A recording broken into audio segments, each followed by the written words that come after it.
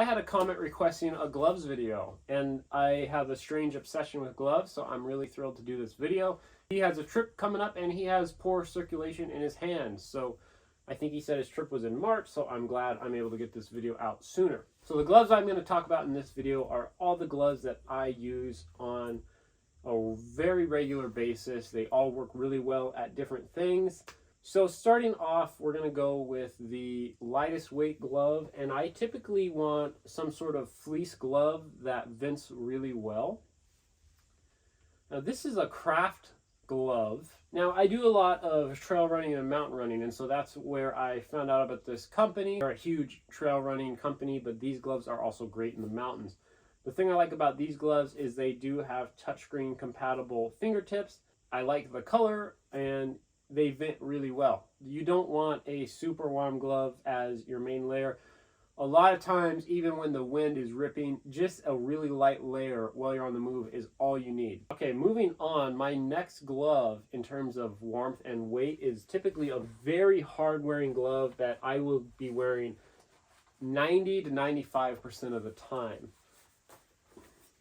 Now this is the Rab Guide glove, and don't be confused with Black Diamond's Guide glove. This is obviously in a different category in terms of warmth, but it is extremely hard wearing. I've been using these ever since they came out a couple years ago. This is still my first pair, and they still seem brand new. They have a very hard wearing palm here. This is a great glove that allows a ton of dexterity. I do a lot of rope work with this, a lot of rappel work with this. I can easily tie my boots, get into my pack. They have a soft shell top here. They retain a lot of warmth, but also breathe very well. This is almost always the glove I use. This is great for using your tools. Tons of grip here in the palm.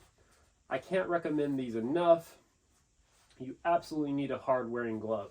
So now we're moving into a category of glove that I typically don't carry. This is going to be kind of a mid-weight glove. We're talking waterproof, also extremely hard wearing, but not an extremely warm glove. Sometimes this will be the warmest glove I carry, but typically if I'm going to be carrying this, it's because we're on an extended trip. My gloves may wet out. I might need a secondary pair. This is the Rab Fulcrum. These are waterproof. They have a petard leather palm here.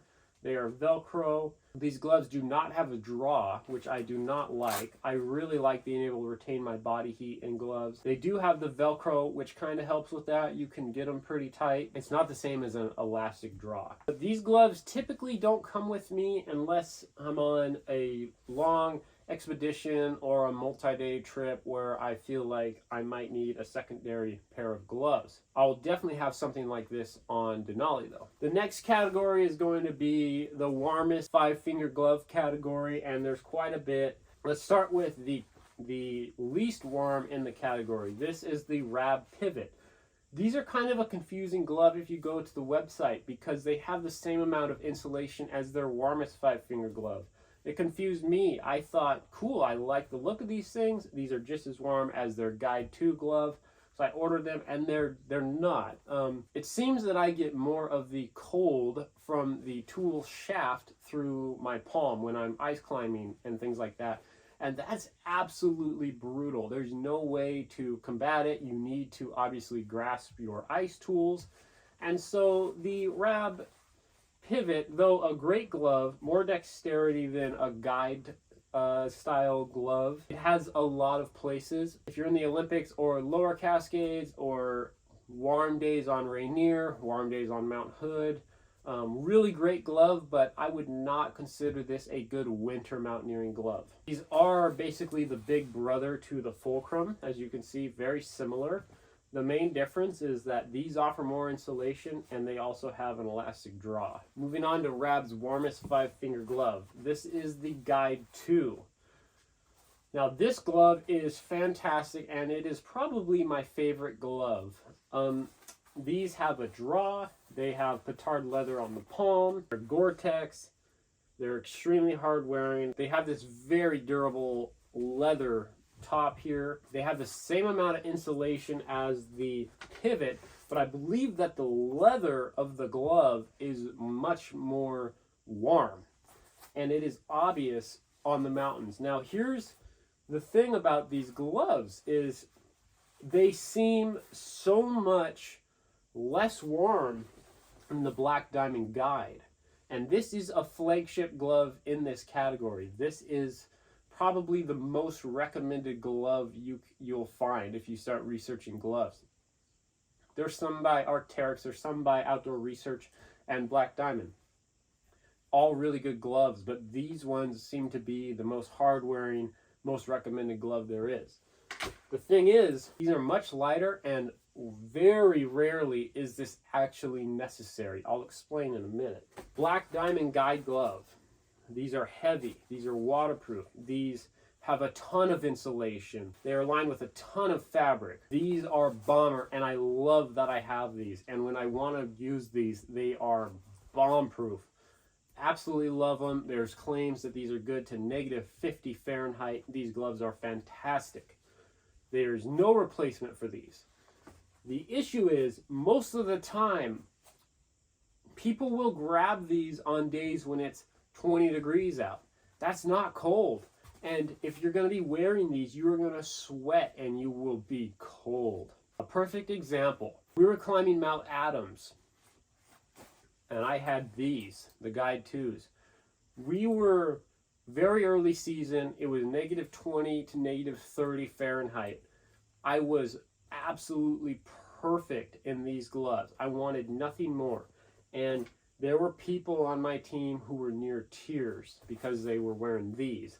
And I'm telling you, it's because they were working hard and they were sweating. Luckily, I had these in my packs, and we potentially saved their hands. Okay, that's the biggest thing. Somebody with poor circulation may not even feel that they're sweating. I personally have poor circulation, and I have problems being able to tell when my hands are sweating because I feel cold. So I have to pay extra close attention to it.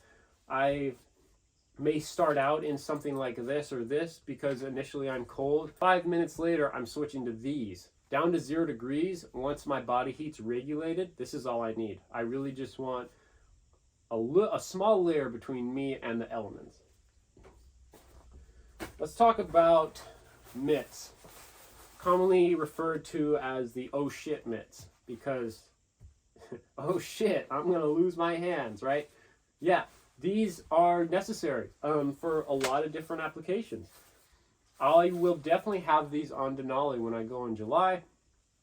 I actually recommend these for lower 48 stuff too. The weight penalty is extremely small, and the extremities are extremely important.